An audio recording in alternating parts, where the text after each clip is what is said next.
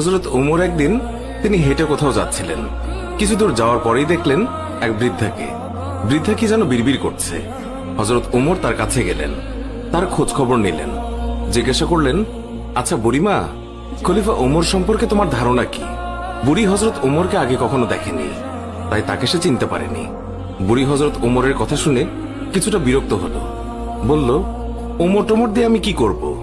আমার কি এমন ঠেকা পড়লো যে আমার তার খবর নিতে হবে? নিজের চিন্তায় বাঁচি না। বুড়ির কথাই ছিল রাগ আর অসন্তোষের ছাপ।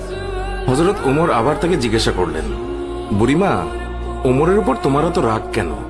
বুড়ি চেঁচিয়ে জবাব দেয়, রাগ হবে না কেন? এই যে সে খলিফা হয়েছে, তো আমায় কি একটা পয়সাও দিয়েছে? নাকি কোনোদিন আমার খোঁজ খবর নিয়েছে যে আমি কি হালতে আছি? ও মানুষ না। হযরত ওমর বুড়ির কথা শুনে বড়ই চিন্তিত হলেন। ঠিকই তো, আমি তো তার তেমন খোঁজ খবর নিতে পারিনি।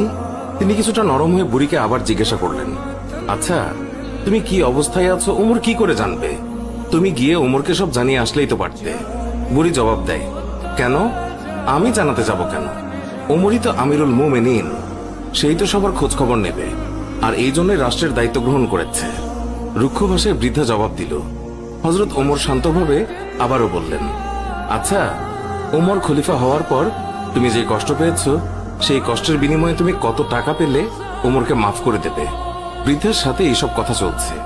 এমন সময় হযরত আলী এবং আব্দুল্লাহ ইবনে মাসউদ রাদিয়াল্লাহু তাআলা আনহু তারা এসে হাজির হলেন। তারা হয়তো কোথাও যাচ্ছিলেন। এসে সালাম দিলেন, আসসালামু আলাইকুম ইয়া আমিরুল মুমিনিন। আগন্তুক দুই ব্যক্তির মুখে আমিরুল মুমিনিন শব্দ শুনে বৃদ্ধা তাজ্জব হয়ে গেল। সে ভয়ে কাঁপতে লাগলো আর ভাবতে লাগলো যে ওমরের সামনে তাকে এত গালমন্দ করেছে। দারুণ অনুতপ্ত হলো বুড়ি। হযরত ওমর বৃদ্ধাকে সান্ত্বনা দিলেন আর বৃদ্ধার হাতে 25টি স্বর্ণ মুদ্রা দিয়ে বললেন, বুড়িমা, তুমি এই চামড়ায় লিখে দাও যে কিয়ামতের দিন ওমরের কাছে আমার কোনো দাবি নেই। বৃদ্ধা তখন তাই করল।